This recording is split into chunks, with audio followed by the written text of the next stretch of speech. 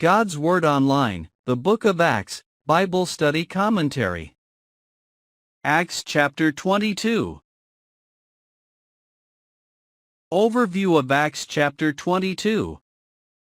Acts chapter 22 presents the Apostle Paul's defense and testimony before a Jewish crowd in Jerusalem. It follows the events that led to Paul's arrest, with him addressing his fellow Jews, in an attempt to explain his background, his conversion to Christ, and his calling. Verses 1 to 3, Paul's defense in Jerusalem. In these verses, Paul addresses a crowd in Jerusalem, referring to them as brothers and fathers. He makes his defense for his actions and beliefs. He establishes his Jewish heritage, born in Tarsus but educated in Jerusalem under the renowned Gamaliel.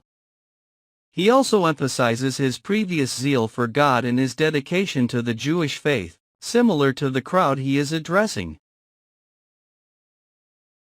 Verses 4 to 5, Paul's persecution of followers.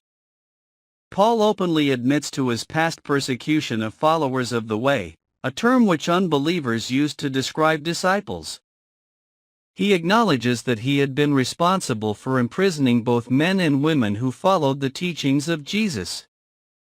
He also notes that his actions had the approval of the high priest and the council of elders, highlighting the organized opposition against the church among Jewish authorities. Verses 6 to 11, Paul's encounter on the road to Damascus. In this section, Paul recounts his dramatic encounter with a bright light from heaven while on his way to Damascus. He hears a voice identifying itself as Jesus, which leaves him blinded. Jesus instructs him to go to Damascus, where he'll receive further guidance. Verses 12 to 16, Ananias restores Paul's sight. Paul describes how a devout man named Ananias restores his sight in Damascus. Ananias tells Paul that God has chosen him to know his will, witness for Jesus, and be baptized to wash away his sins. Verses 17 to 21, Paul's trance, and call to preach to the Gentiles.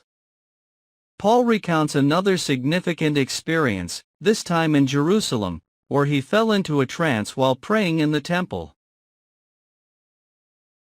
In this trance, Jesus told him to leave Jerusalem because the people there would not accept his testimony. Paul tries to explain his past actions, including his approval of Stephen's death, as a testament to his former zeal for Judaism. However, he receives a specific calling from Jesus to preach to the Gentiles.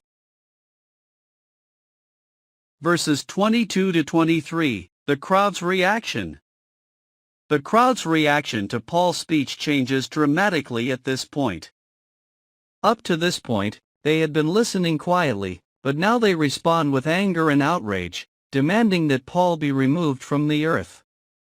Their reaction underscores the tension between Paul and the Jewish religious establishment in Jerusalem.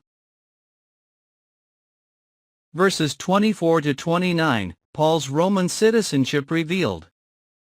The Roman tribune, unaware of Paul's Roman citizenship, orders him to be examined by flogging, after the uproar in Jerusalem. However, when Paul reveals his citizenship, the tribune becomes concerned and stops the flogging. This section highlights the legal protection afforded to Roman citizens and foreshadows the legal complications that will arise in Paul's future interactions with Roman authorities. Verse 30, Paul brought before the chief priests and council. The chapter ends with Paul being brought before the chief priests and the council, where he will face further questioning and legal proceedings. This sets the stage for the events that will unfold in the following chapters as Paul's journey continues. Summary. In Acts chapter 22, Paul addresses a Jewish crowd in Jerusalem, speaking in Hebrew to gain their attention. He shares his background as a zealous Jew, educated in Jerusalem under Gamaliel, and that he had been a persecutor of disciples, being approved by the high priest and elders. Paul describes his conversion on the road to Damascus, where he encountered a light from heaven and heard the voice of Jesus. Ananias played a significant role in Paul's transformation, conveying God's purpose for him. Despite initial objections, Paul accepted his calling, setting the stage for his future of making disciples among both Jews and Gentiles. Please like and comment and share this with your friends.